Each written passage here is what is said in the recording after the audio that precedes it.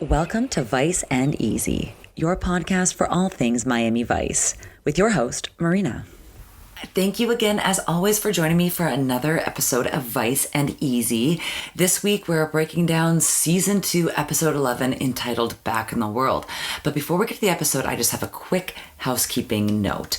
Last week, obviously, I took the week off, and I do have some very exciting things coming up in my future. However, unfortunately, it doesn't really gel with the schedule for recording podcasts. So you might notice a few pre-record episodes here and there in the future. So just bear with me. You know, things are changing for the better in my life, and I'm very happy. And these are things that I've been working very hard towards, and I do want to be able to balance it with the podcast. So you might just be getting a lot of gossip because, of course, we have a very guest star packed show today. So let's get to it. This week we're breaking down Season 2, Episode 11, entitled Back in the World. Per the IMDb synopsis, Crockett flashes to his role during the Saigon evacuation as he and a war correspondent uncover heroin smuggled in body bags. 10 years later in Miami, the heroin resurfaces, and so does the reporter looking for the CIA connection. Let's get right into it. This episode, when I first watched it in reruns when I was in high school, I was blown away with this episode, mainly because of the soundtrack, and this is how this episode kicks off.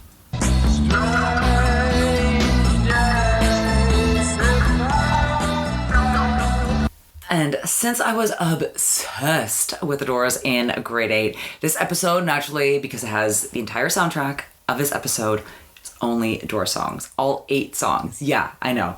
So we'll get into it. That one was, of course, Strange Days. We see Crockett, after at least obviously all the Fall of Saigon footage, being pulled into a room. We don't know with who. And it appears to be lots of body bags in this room. I wrote question mark, is that a morgue? Question mark, is it air-conditioned? Question mark. Ew, the smell. Sorry, not to take away from the seriousness of this matter that we're getting into. So Sunny is talking to Ira Stone, who we're going to meet later on in Miami, but I'm just going to preface this for you. Basically saying, hey, I want you to see this. Opens the body bag, and you can see Sunny step away a little bit horrified. Not really going to go into the whole detail, but I was like, wait, I don't think that was the style of helmet in Vietnam. I was right, it's not. It doesn't have camouflage, it was just green. And then also you can see Don Johnson's haircut poking underneath. Wouldn't have been shaved off, wouldn't have been a buzz cut, or at least like kept very short. So there are details that I was very impressed with later on in the episode, and I say that as someone who is Canadian, obviously has no family members who served in Vietnam, but later on in the episode there was a really interesting fun fact with the zip code that I'm going to get to. So after this revelation of something really disturbing in the body bag, we cut to present day Miami, where, surprise, surprise, 2 spoiled rich kids are caught in their daddy's plane, and this is how they're trying to get out of it. It's my dad's plane. We're not dealers. We were just gonna keep it for ourselves. Shut up, Randy. You don't have to say jack to them. Somehow they don't strike me as the major smack dealers we waited in the woods all night to grab. There's nothing in the plane but a few pounds of pot. It is a giant bag of weed that they find in this plane. So obviously these are not the big time dealers that they've been waiting out for, but as they're hauling the rich kids off, we hear a helicopter land down. And isn't it Crockett's old friend that we saw in the cold open? It's Ira Stone. Now, think about this. They both haven't seen each other for about 10 years. You know, 1975 being the fall of Saigon, present day Miami, we're at 1985, around the time this is being filmed. So obviously they have a few preconceived notions of what they thought they would look like in 10 years. So, you don't look much like a high school football coach to me, or is this how the youth of America prepares for the postseason? Wait a minute, pal. At least I got a job. I've been missing your byline for, say, the past 10 years, right?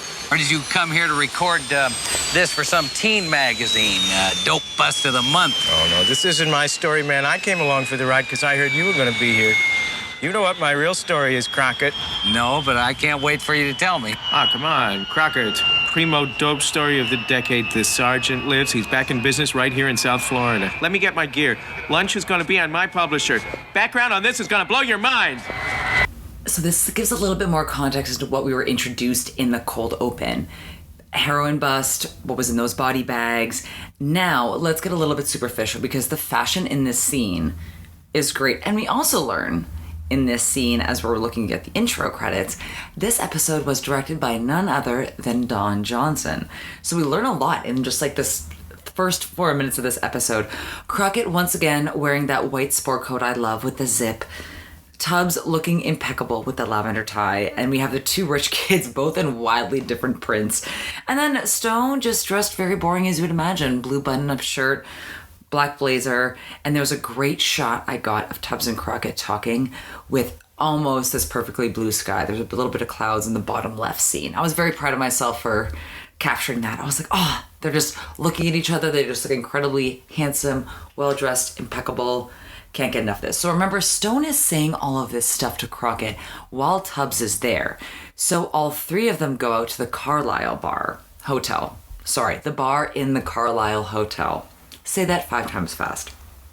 Again, love the decor, love the neon lights, and I love the shot of their table with the mirrors behind them, and the mirrors behind them meeting perpendicularly, and then reflecting the other mirrors inside the bar. Super cool. And this is where it does kind of sound like Ira's nuts, but maybe he is onto something in this next clip. Not all that unusual. But my ears perk up because I hear this stuff is Laotian, right? So I cop and I take the stuff to a chemist, and he tells me, all right, now you dig this. Stuff is not heroin, it's 6-acetyl-morphine, which is a breakdown product of the old heroin. And the kicker is, what is making all these people sick is it is loaded with methanol. Wood alcohol. It's what they used to preserve the corpses in Vietnam. And what the sergeant stash was soaking in all the way from Tan Son Nhut to Tacoma. How do you know that this contaminated stash came from Florida? Local sources, man. It figures. He would want to move the stuff up north and not dump it on his own doorstep. Yeah. Well, Saigon fell 10 years ago. Why wait till now to move in? And Tubbs does ask a very good question. Why now? Why a decade later?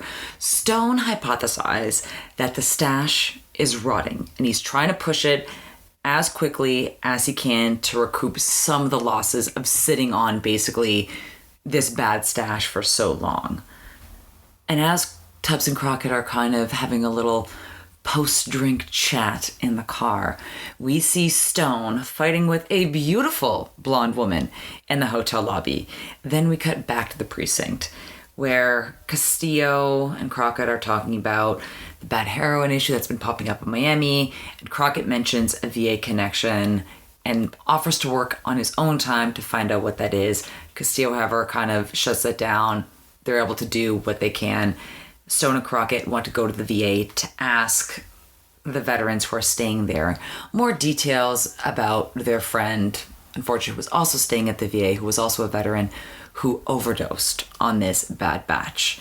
And not surprisingly, it doesn't go the way they planned. They're not really open or receptive to talking about what's going on, even though Crockett and Stone have a little bit of a connection with them. They did not fight the same battles that these vets fought. And one of them brought up an incredibly interesting point that I didn't realize until I was much older in life. And this sounds really shallow, but it came from watching movies such as Rambo and Born on the 4th of July, just how the vets coming back from Vietnam were treated. And he does bring it up in the VA that people are finally taking what happened to these veterans seriously and giving them the respect that was not given to them when they returned from the war, and that people are just starting to remember them, which I think is a very good point.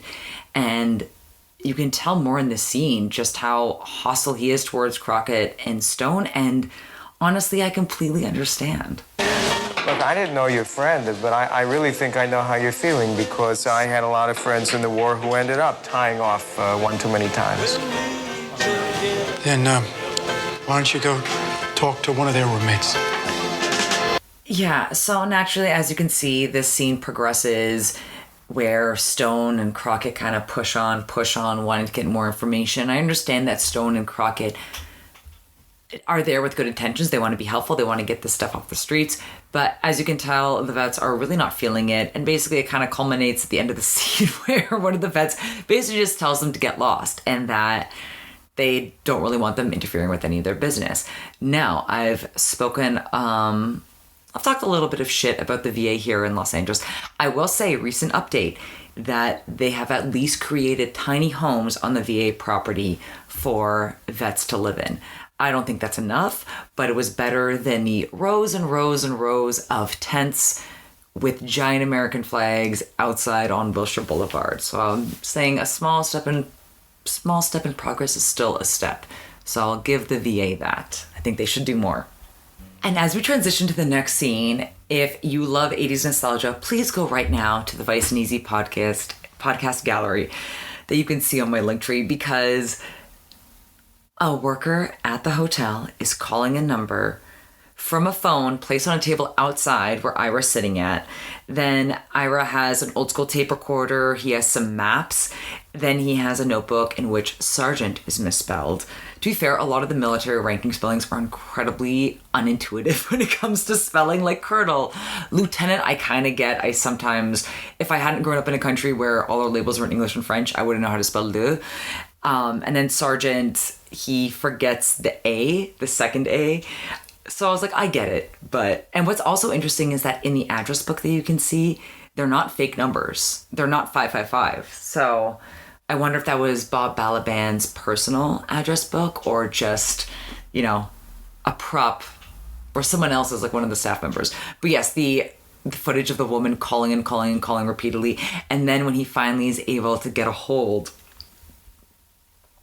he's like, oh, I've been out of my office. I thought I missed you, but his office is at the bar patio at this hotel. So I just thought that was funny, if you want a dose of nostalgia. Also, I also thought he spelled Dakota wrong, adding an H to it, but that is, according to IMDb, that is how the character's name is spelled. You will see her later on this episode. I am sorry if you have never seen this episode, because I'm just all over the place, kind of spoiling things. There's a lot of guest stars, so I think that's it too. I totally forgot to say that Ira Stone is Bob Balaban. And then Dakota is actually played by Iman. So this is a very exciting episode. And this next scene, we get to an incredibly beautiful scene, where cinematically incredibly beautiful, where Crockett and Stone are sitting out on Crockett's Scarab. Never know if I'm pronouncing that right. Can't be bothered to look it up. With the very old school, very tiny Miami skyline in the 80s compared to what it is now.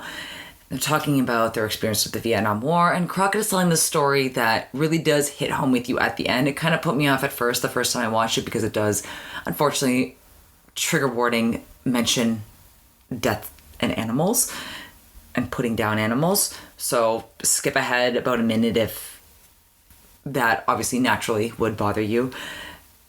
And just how that kind of leads to PTSD in the same scene. So I actually thought the scene was well done. Once again, quick reminder before I play this clip, trigger warning, animal abuse.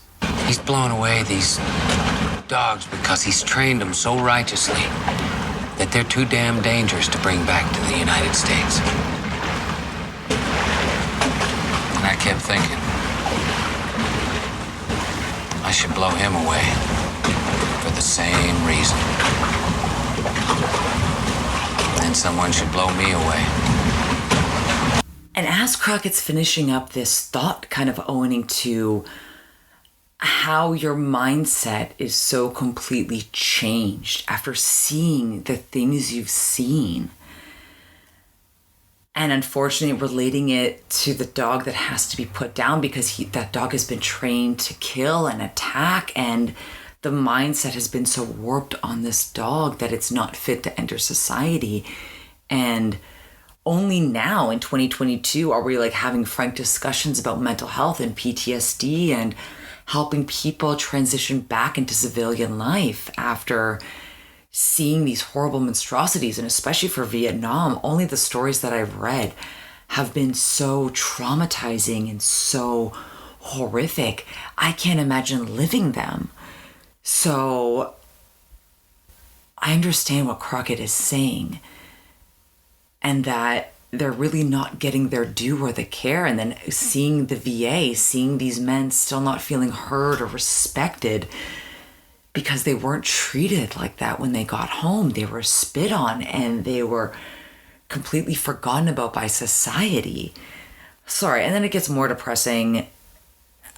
Bombs start going off in the water around the boat. Stone screams out incoming as if they were back in Vietnam. And we can't really see where these bombs are coming from or these explosions are coming from. We just see them targeting Crockett's scarab. So luckily he's able to swim off. And we see this mysterious man who was the one sending off those explosives towards Crockett's boat. Dun, dun, dun. We have no idea what's happening there. Then, back at the precinct, they're kind of talking about what's going over. Tubbs and Switek are going to go undercover to try to get a little bit closer. They're going to go visit this guy named Harold.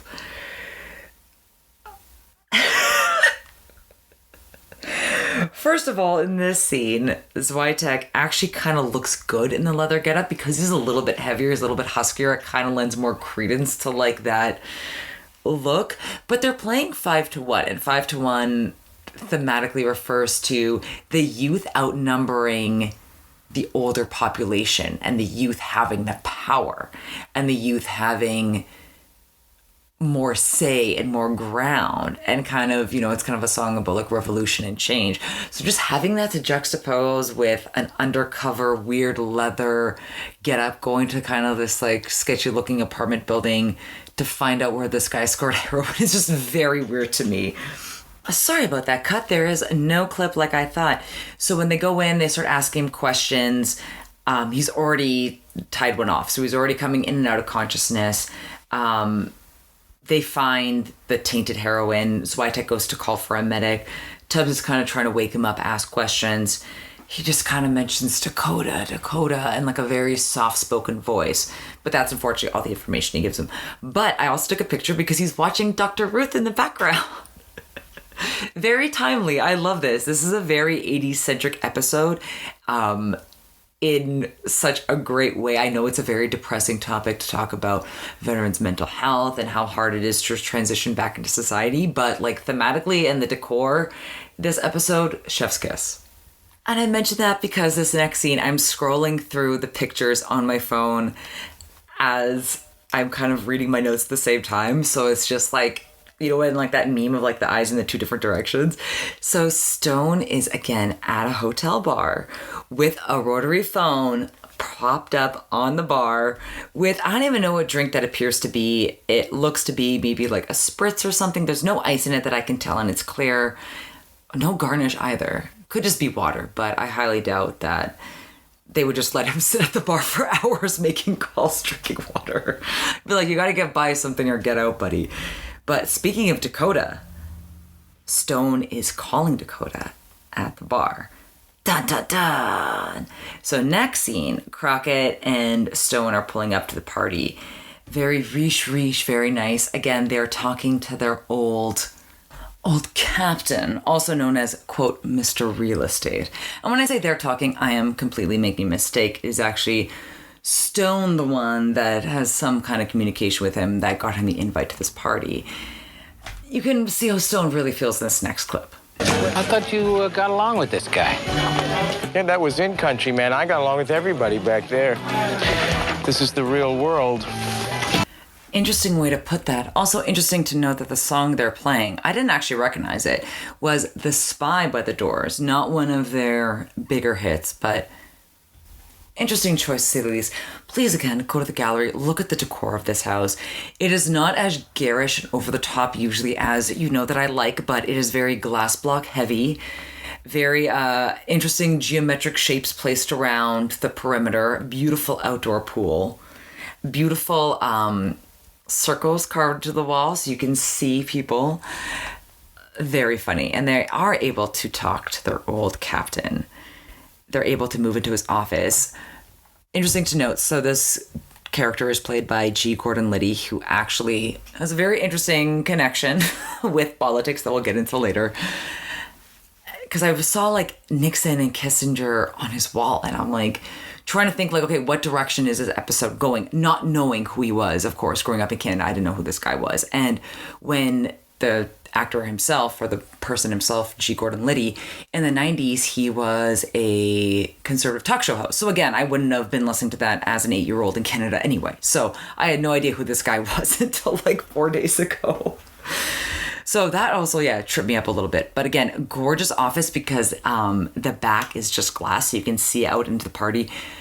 Crockett, as always, and maybe because Don Johnson was directing this episode, he's like, I have to be the most good-looking person in every scene except for Iman by a million. So he looks like $1 million in every single scene in this episode. I've tried to compile a list, or not a list, but like a gallery. I should just have a gallery just only of Crockett in this episode because, once again, he's wearing one of my favorite items, the striped gray, like the heather gray, or I guess I would say like salt and pepper gray. I guess heather gray is kind of one shade, salt and pepper. You have like specks of white, specks of black that make it into gray, but it's not completely uniform. Maybe it's striped. It looks to be striped, light gray, dark gray, what have you. With a unbuttoned, very pale coral orange shirt with white pants. I was noting, my boyfriend was watching this episode with me and he's like, that is completely way oversized. I was like, yes, I know it's the 80s, but it's because his blazer is oversized and his pants are oversized. So you see Don Johnson's very fit, narrow waist, but it's just kind of ballooned by the oversized blazer and by the pants. So I think you got to do one or the other. Probably an oversized jacket and then more slimmer cut pants. And now let's get down to the discussion as opposed to me talking about Don Johnson for 25 minutes. So as they're talking about what's going on, Crockett and Stone are obviously there for information, ask him if he's heard about, the OD or any of this bad stuff going on within Miami. And he's a little more cold and more closed off than one would have assumed in this next clip. Probably what happened was... Oh, wait. Before I get... This guy, is that his real voice? And he was a commentator for that many years with that voice. That is... Wow. My sources tell me they didn't either. These things happen. End of story. A short one, unfortunately for you. I know how disappointed you must be after all these years. You know what you are, man? You're a pig. A USDA certified PIG. The world is a very complicated place, son. The world is a world of hurt because guys like you are always spooking around in it with your duplicitous games and your assassins and your extreme prejudice. If you say so, Stone. I say so! Okay, superficial note, his voice does sound a little bit more level and even there. It just sounded so like cartoon supervillain and nasally in that first clip I heard. I was like, wait. Like, I watched this episode, but I watched it like a week and a half ago, so it's kind of like outside of my... Sorry, that was actually like a really good scene by Bob Balaban. I just ruined it for all of you listening, but... Oh, man. And as Crockett and Stone are exiting the party, Stone just wants to let this whole thing go. He says he's completely over it. He says that he was lying and that believing that the sergeant was still alive was BS. You can tell that he's super, super, super uncomfortable. And he's so uncomfortable, in fact, that he steals Crockett's Ferrari and leaves the party. Now, after this whole debacle, we see Maynard, sorry, that is his name. I keep saying Mr. Real Estate, Captain Maynard. We see a great shot of him, of his profile through the window. Then we see the focus shift from his face to a little hole in the wall, by a big hole in the wall. I need to look up what the proper technical architectural term is for the giant holes in the walls from the 80s where you could pass by and see people's faces. But we see the guy that bombed Crockett's boat in the backyard of Maynard. Dun, dun, dun. And we switch gears pretty quickly as Tubbs and Switek are at this bar meeting Dakota with an H. Switek is still in his leathers. Oh, too funny. But again, Iman looks beautiful and like $1 million. So now we know who Dakota is. Dakota is the source for this bad heroin. I shouldn't say source. She is the link. And we get a little bit more intel with her and what we're doing. A little bit of cute banter between her and Tubbs in this next scene. I'm trying to get in touch with an old Laotian friend of mine. I'm sure he'll be very happy to see me. Oh, yeah? Why is that? Because I hear that he's getting older by the minute. Now I can afford his company and your fee. I would play more of that banter, but the Roadhouse Blues is going to give me another copyright claim. So as they're kind of going back and forth, it's revealed that her source is a journalist. She believes that he's funneling money in from his magazine, that his money might not be his own. So again, Tubbs, a little light is going off in Tubbs' head, and they kind of push back and forth. And Tubbs is like, well, my money is real. It comes from my pocket. I want to do business with you. And, she said that she's never met this guy, but that she knows he's a journalist. So with that, Tubbs decides to ask Crockett how much he really knows about Stone anyway. Naturally, like it does with every conversation, that Tubbs has to prompt Crockett to open up about an old friend that's come into the picture. It's a theme that repeats a lot, as we've seen in just only 2 seasons of doing this recap podcast. But they got a little bit more information. They now know that the Ferrari was seen spotted by Gina at a spot by the causeway, kind of like a seedy-looking hotel called the Marlin. Very cheesy with blue-green stucco, kind of a little bit run down. So they get the room number, they go in to visit.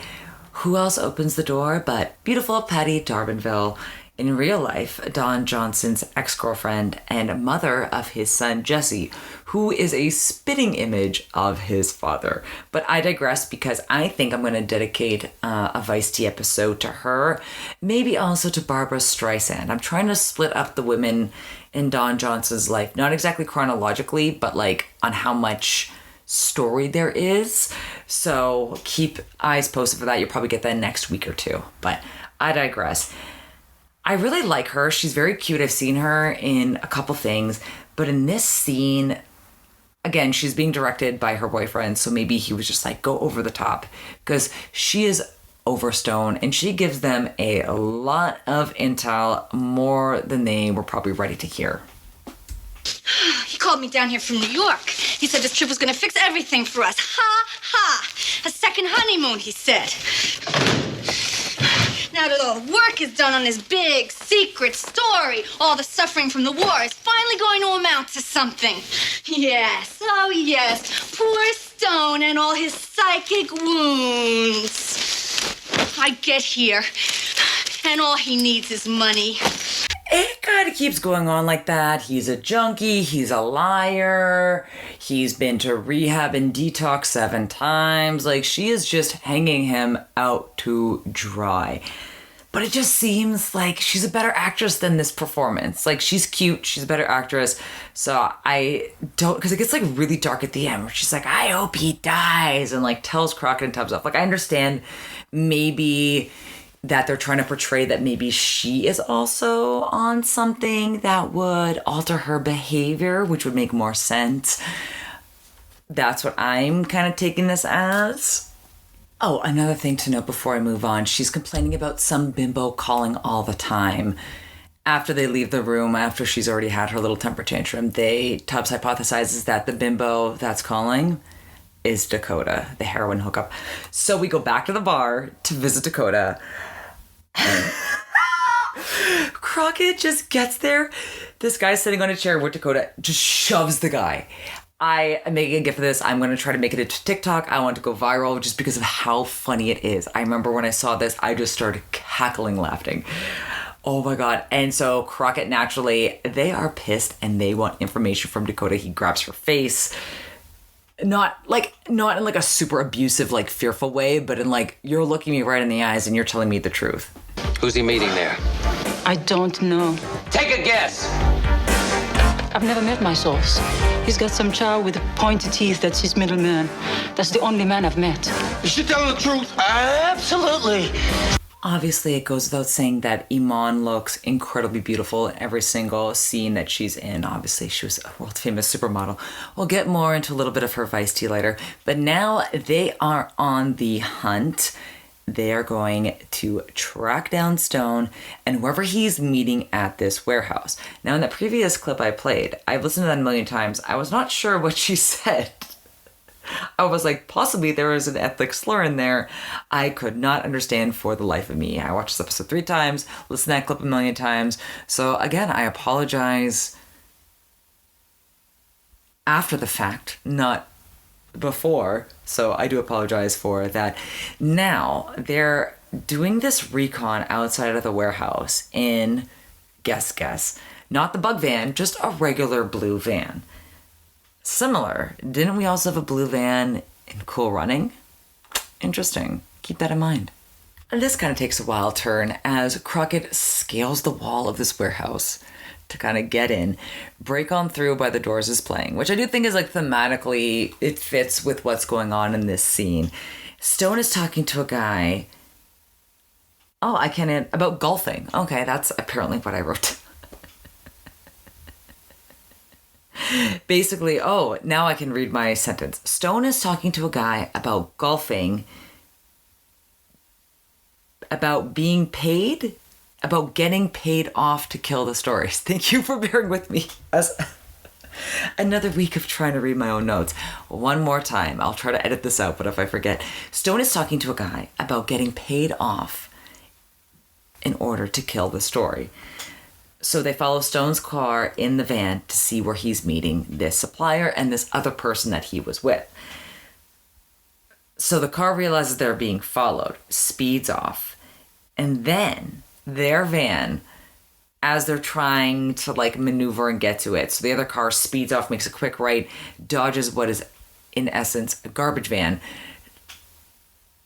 truck, and the van smashes into the back, and then the van is hoisted up a little bit out of the air by the prongs. And Crockett and Tubbs, struggle to escape. They finally get out. Tubbs is able to get a decent look at the guy driving the car while Crockett is opening fire. Tubbs reports back that he said it's a guy in his 50s with a mustache. Wonder who that could be. Yeah,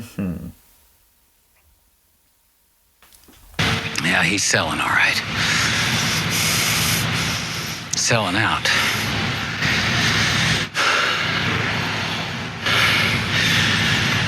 It's the American dream, Tubbs. Interesting. So that was a very interesting scene. Now, since I couldn't read my notes, I will quickly summarize this before I move on. Stone was meeting with the gentleman, revealed to be Captain Maynard, about getting paid off to kill the story. In fact, thereby we hypothesize we can correctly assume that Captain Maynard is going to pay Stone to kill the story and that Maynard is involved with the distribution of this bad heroin and that he was in fact the sergeant that they mentioned in Vietnam. The one that Crockett mentioned on early in the episode, they thought he was CIA because every place he went into, quote unquote, got hot. Now, sadly for Patti D'Arbanville, this is the last scene we see her in. I think she deserves better than this material. She looks amazing as she gets in the cab. She has these kind of blue plastic earrings. Again, she has a very beautiful face with like a very beautiful little upturned nose, small chin, very feminine, very delicate, and these very fun 80s bangs. She's, again, giving attitude to the cab driver. And I was like, girl, you should be a little bit nicer to people in the service industry and any industry. And then I was like, oh, the cab driver is the same guy who bombed Crockett's boat. So this is not going to end well for her. Now we actually have a more emotional scene as Crockett is looking over his medals from Vietnam. I see a Purple Heart in there. And I learned today, because I was looking at this postal code, which is 96600. So where is that? Then it turns out that that is the zip code for Naval, Military, and Marines. So that makes sense when you're sending letters abroad. That would be the zip code that would kind of get categorized in depending on where they need to go. So I was like, oh, that's actually very sweet. Today I learned that.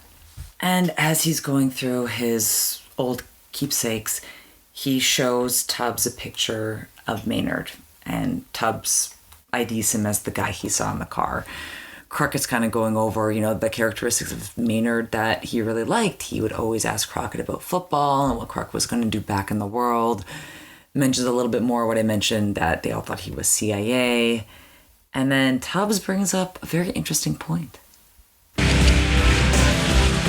he was this tremendous source of information for Stone.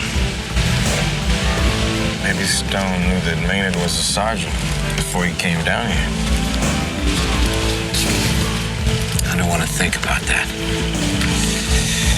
But I gotta believe that he knew he was going to blackmail the sergeant if he found him. All he needed was for somebody to lead him to him. What are old friends for, right? And that soothing kind of chill Jan Hammer instrumental you hear in the background, that is simply titled Stone's War. I really like that, though. It kind of just fits the mood very well. And then let's get super superficial in this next scene, where Crockett and Tubbs go to Maynard's to get a little bit more information. They run into his wife, who I thought she was so rude for this scene, because she's practicing her forehand tennis swings. Whatever, totally fine. It's not as if she's practicing with a trainer that she can't, or she's playing a game, she can't leave. She's practicing with the machine.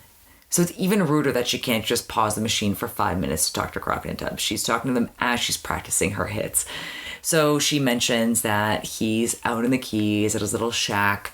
No telephone reception, no service out there, so they'll have to go down in person if they have anything to talk to him about.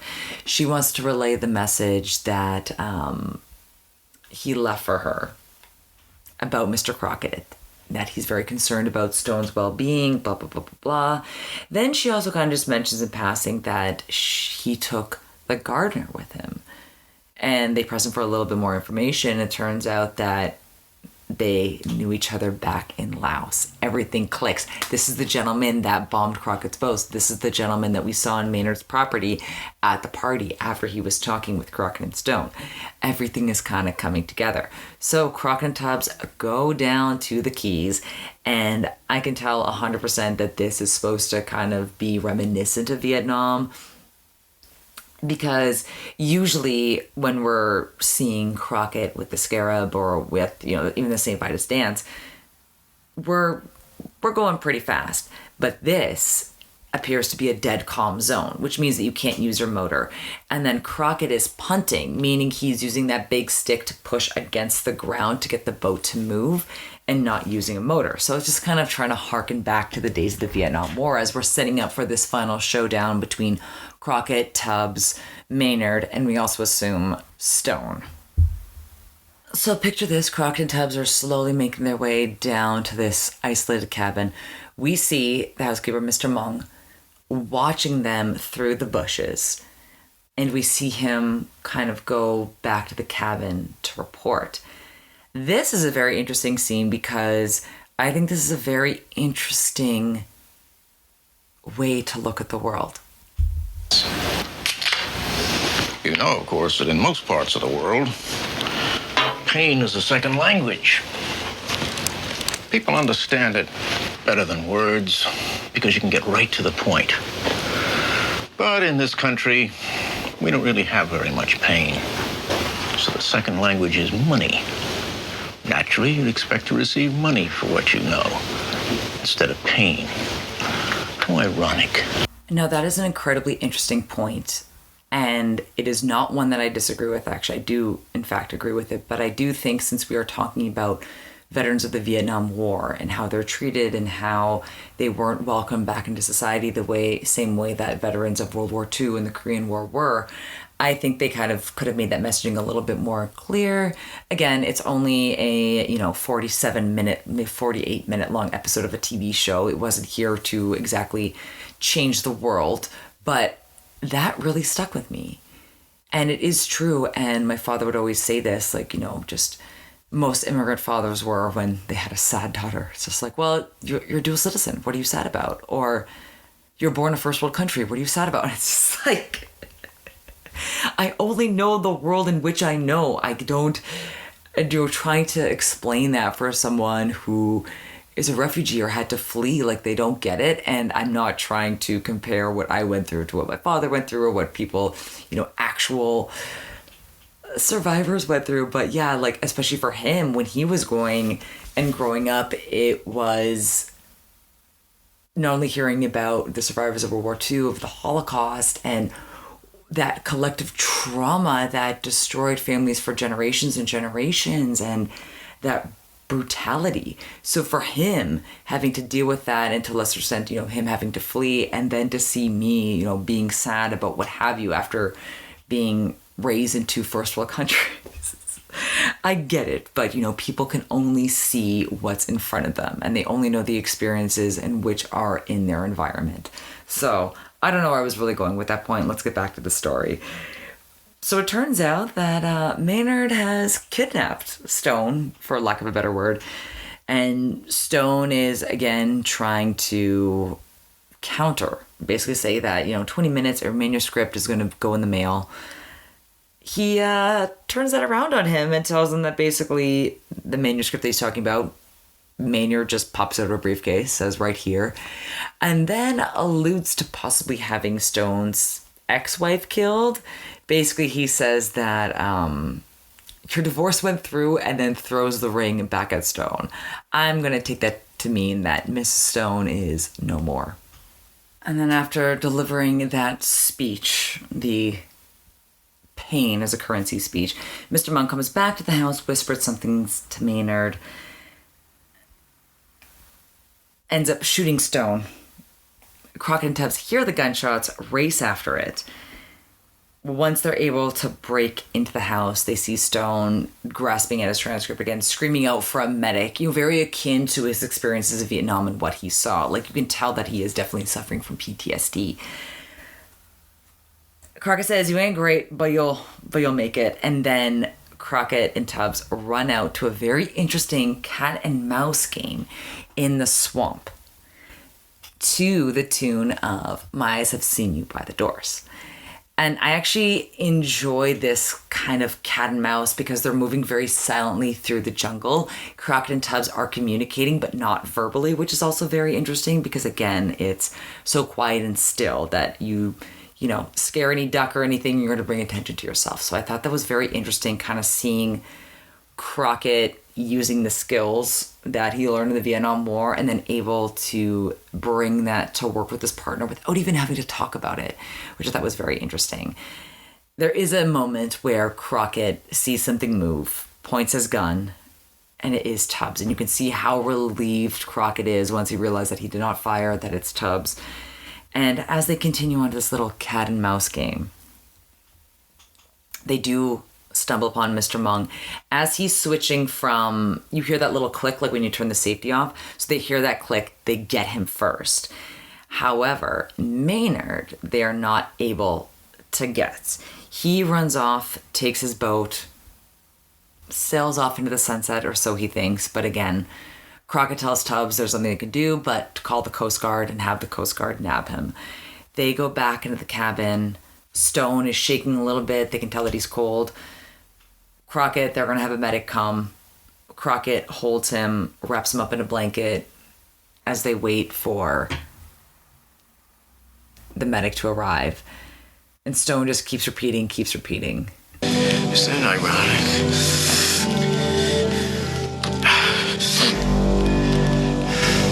Isn't it ironic? And despite how that sounds, luckily in the end, Stone is going to be okay. But that isn't that ironic, kind of harking back to the previous conversation about pain. Pain is a currency. And then using money instead in exchange for what you know here in America, because we don't grow up with that kind of collective pain, was very interesting. I thought that they did kind of leave the mystery of Stone a little bit open-ended, and now I see why. Obviously, Stone does come back in season 3, because at this end of the episode, you have no idea, like, is he crazy? Was he just needing this money for his drug fix? And I did like that they kind of kept it open-ended, and you kind of perceive from this episode what you will. But let's get down to it. Let's talk about some of these guest stars in Vice T. Very happy to report not really anything scandalous on Bob Balaban. I remember there was that Simpsons joke. Ned was dating the celebrity after Maude had passed away, and because Ned wouldn't move things fast enough, she ended up marrying Bob Balaban. But he's been in everything. When I mean everything, he's still actively working to this day. You can see his IMDb. It's a very full, varied IMDb profile, but you'll know him from Close Encounters of the Third Kind, Seinfeld, Ghost World, everything. So you've definitely Gosford Park. You've definitely seen him in lots of stuff. An actor who can be very funny, very serious.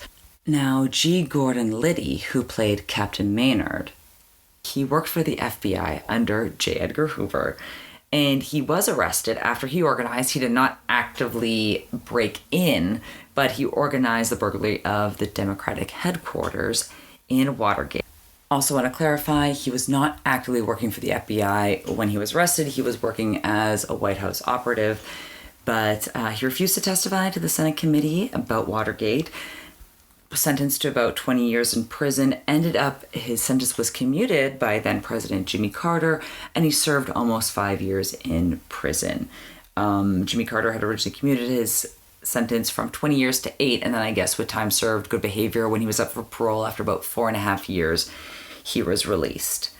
So very interesting. That also makes sense why his character would have Nixon and Henry Kissinger up on the wall. And then, like I said, later he did have a career in conservative talk show radio hosting. I did not know who this man was before this episode. Didn't seem like someone I'd be interested anyway. May he rest in peace. Now moving on to Iman. In my opinion, the fashion star of this episode. Incredibly beautiful model. I'm sure you've seen her before. Originally born in Somalia to a ambassador father and a gynecologist mother. She was scouted as a model while studying at the University of Nairobi. It was funny. There was this kind of urban legend that she had been discovered in the jungle. I forget who said it, some photographer. This was, again, coming from my mother, so it's like broke a telephone. But basically, she was discovered in the jungle. And then in actuality, like, no, she went to boarding school in Egypt. Her father was an ambassador to Saudi Arabia. Like, she grew up pretty affluent, and she was discovered at university. But her makeup line was super cool and groundbreaking at the time. She wanted to expand the makeup and foundation shades that were available to women of color because she had so much problem at having to mix different shades of foundation to get one that suited her. So this was very groundbreaking for the time. Love life, she's dated Warren Beatty. She was mentored to Spencer Haywood, had a child with them, then of course married David Bowie in 1992 in Switzerland, also had a daughter with him, and they were together up until his sad early passing in 2016. But incredibly cool, stylish icon who really did a lot of groundbreaking things within the beauty industry for women of color. And again, gorgeous and incredibly well styled this entire episode. Last but not least, Patti D'Arbanville. I'm going to save her for another episode. She's going to get maybe a standalone, maybe a split episode when I kind of cover the women of Don Johnson in my upcoming Vice T series. Now, in a surprise to absolutely nobody, our wild card winner is, of course, Switek in the leathers, pulling it off.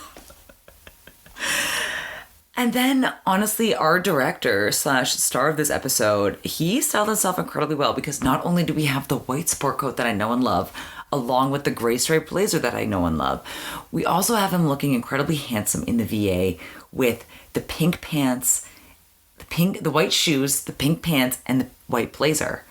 Looking like $1 million. This entire episode, he just looks like $1 million. So, just can't get enough of him. Even when they are on the boat, he still looks impeccable in a coral blazer, pink undershirt, and white pants. I would never take white pants anywhere near the water, so he is a braver man than I am. Because they knew where they were going, right? Like, they knew they had to go to the Keys. But I guess, to be fair, he wasn't going to go home and change and then go find out where Stone is being held at ransom. So, to be fair, he was being a good friend by not changing.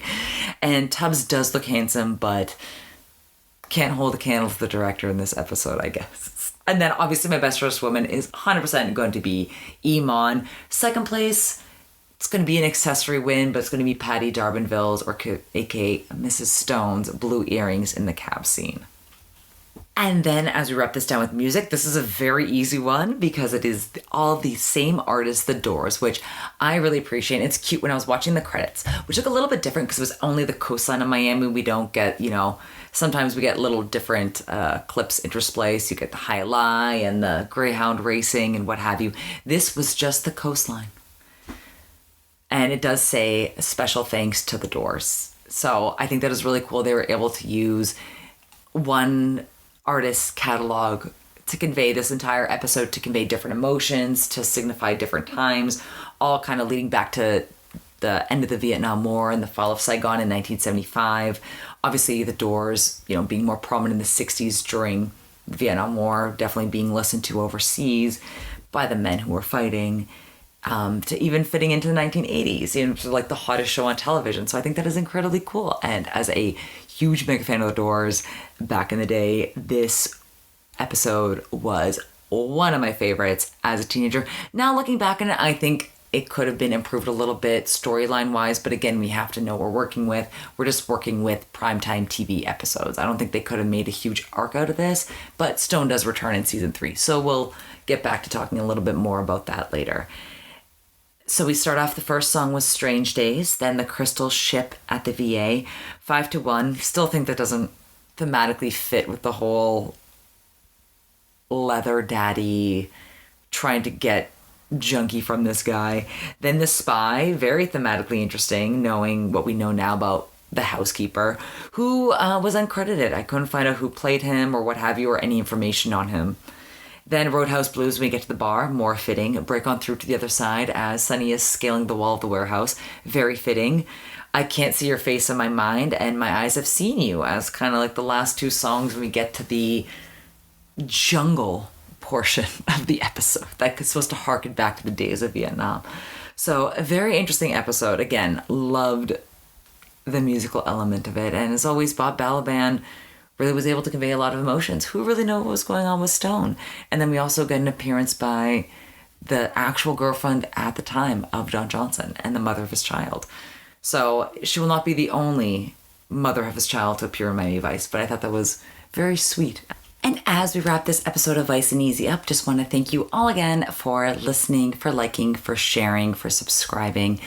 I really appreciate being patient and understanding as I go through different things with my career and personal life that might make giving a weekly recap a possibility for the next month. I will have do as much as I can, but you're probably going to get a lot more of iced tea than you were expecting. So I hope you're in the mood for gossip is all I'm going to say. So thank you again for bearing with me as good things hopefully will be coming into my present and my future.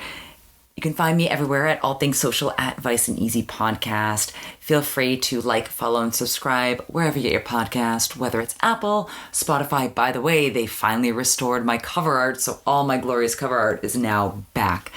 So thank you so much for that. Keep an eye out for that. Or if there's some episodes you want to check back on in the catalog while, I'm giving y'all more Vice tea than you expected, feel free to do so. As always, thank you once again. I'll see you next week. And as always, hey man, Miami Vice is #1 new show.